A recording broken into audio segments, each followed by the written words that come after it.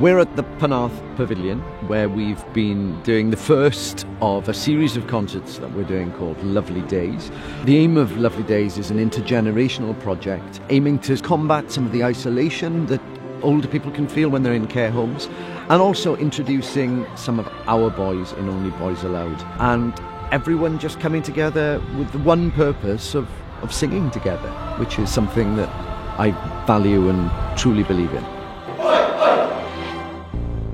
The whole reason behind being here at the seaside is we wanted to recreate some sort of childhood memories of the people that we're working with. And as we met them on our tour of Wales, we were asking them, where did you go when you were a teenager? You know, what on a nice sunny day, what happened? And so many of them said we'd go down to Penarth, we'd go to Porthcawl, we'd go to Llandudno. So this whole idea is kind of a trip down memory lane, both with the location, but also with the music and the songs that they loved and loved to sing.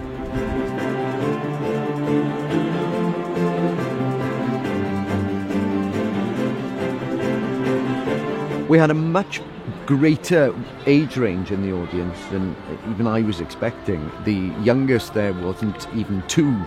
And then there were some people who were there in their late 90s. The aim of this project is to enable them to remember some really nice things. And yeah, of course, when they sing songs that they remember their dad singing, or they remember when they met their husband or wife, that can bring tears as well.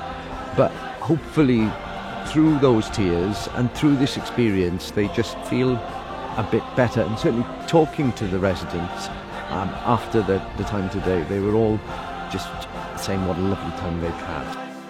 I've been really, really lucky to work in some incredible environments, but none of that really means anything unless it's about genuinely connecting with people. That's what music and art has the power to do. When you bring people together to sing and you give them some words and it's songs that they know, something happens and they start to have some kind of communion, which I think is really, really needed in our society.